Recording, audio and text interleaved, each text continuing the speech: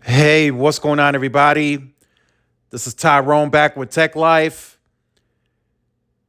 And I wanted to make this video because I figured you guys would want to be you guys would be interested in this information that was obtained by court documents. So, this is a great article from Vice.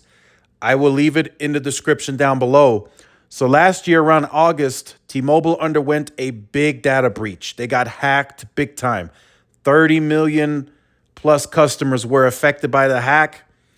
And T-Mobile secretly bought its customers' data from hackers to stop leak, and it failed. So T-Mobile, during that time, to stop the info from leaking out even further, they hired a third party to try to buy the data back from the hacker that was able to obtain it. And it completely failed according to the court documents.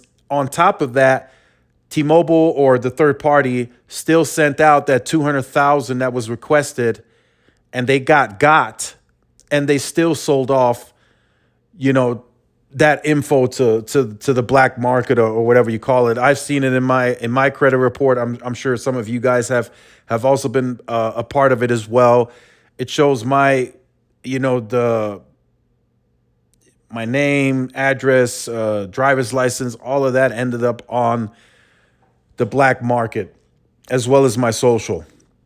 So T-Mobile failed. They tried to mimic the data breach. They acted very quickly, very swiftly on hiring that third party to try to lower it from leaking out. That's probably why it took them also a while to kind of give the public more info in detail, because they were trying to limit the leak, but it ended up failing.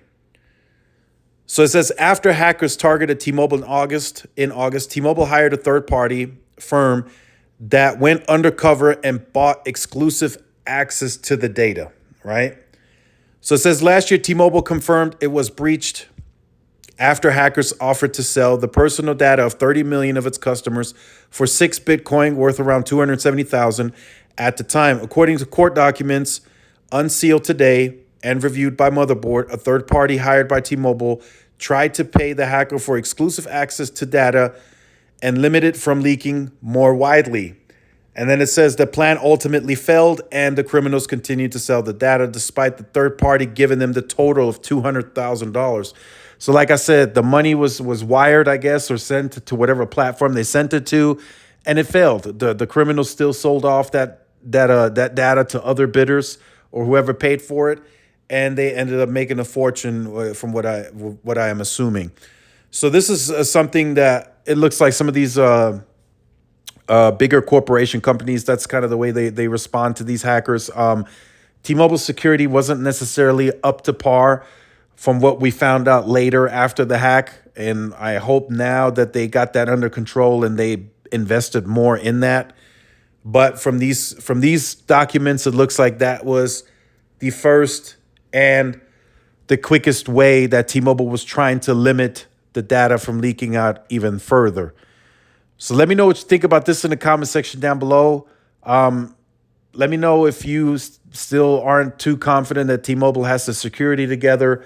We haven't seen any bigger data breaches since the August one of that magnitude. 30 million customers, that's a lot. Let's hope we can get through this year without any huge data leaks or breaches at T-Mobile. I think they learned their lesson on this one. That was a huge negative PR for them. And I hope that they did invest on the back end to further tighten their security. So make sure you guys like, share, subscribe to the channel. Follow my social media outlets for more updates and interactions. This is Tyrone with Tech Life, and I will see you guys in the next one. Peace.